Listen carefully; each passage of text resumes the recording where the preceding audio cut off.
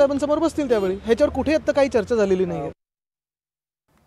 धाराशिवमध्ये साखर कारखान्याविरोधात आता शेतकरी चांगलेच आक्रमक झालेत। माजी आमदार सिद्धराम म्हेत्रेंच्या कारखान्याविरोधात आक्रमक झाल्याचं चित्र आहे। 2023-24 हंगामातील बिल प्रलंबित असल्याचा शेतकऱ्यांचा आरोप आहे। 3000 रुपये प्रति टन पहिला हप्ता उचल द्या अशी मागणी शेतकऱ्यांनी केली आहे। या संदर्भात शेतकऱ्यांशी संवाद साधलाय लोकशाहीचे प्रतिनिधी काकासाहेब कांबळे यांनी। पाहूया।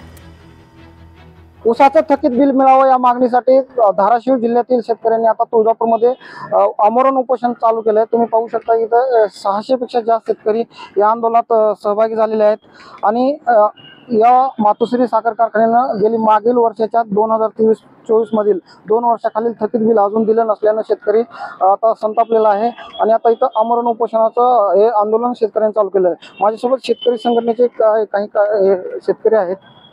काय मागणी आहे तुमची, कशासाठी सगळं करता? आमची मागणी ऊसाला भाव वाढ द्यावा आणि पहिला हप्ता त्याने 3000 शेतकऱ्याच्या खात्यावर वर्ग करावा, नाहीतर अन्यथा आम्ही कारखाना चालू देणार नाही। आणि दुसरी मागणी जे राहिलेले शेतकऱ्याचे 2700 प्रमाणे म्हेत्रे साहेबांनी बिल थकवलेत मातोश्रीचे, ते लवकरात लवकर त्यांच्या खात्यावर वर्ग करावे। अन्नापाण्याचा इथं बसलेले आहेत, कारण त्यांना म्हेत्रे साहेब हा गेंड्याच्या कातडीचा माणूस आहे, कारण त्याला शेतकऱ्याची आणि या मायमौलीची त्यांना क्यू द्या येत नाही, कारण ते असं वारंवार त्यांनी 2 वर्षापासून शेतकऱ्यावर अन्याय केलेला आहे। अडचण मुलांचं शिक्षण, विविध कार्यक्रम, ते असे काय तर अडचण, भरपूर अडचण आहे त्यामुळे त्यांनी लवकरात लवकर आमचं ऊसाचं बिल द्या। आधी ऊसाचं बिल न मिळालं मला आता घरात काय अडचणी आहेत? नातीचं लगीन आहे आता आमच्या, मग तर काही करावं लागेल का नाही? किती ऊस घातला होता? 100 टन। काय झालं मग? 3 वर्ष झालं बिलच दिलं नाही, मग म्हणून तेवढ्यासाठी येऊन बसलं।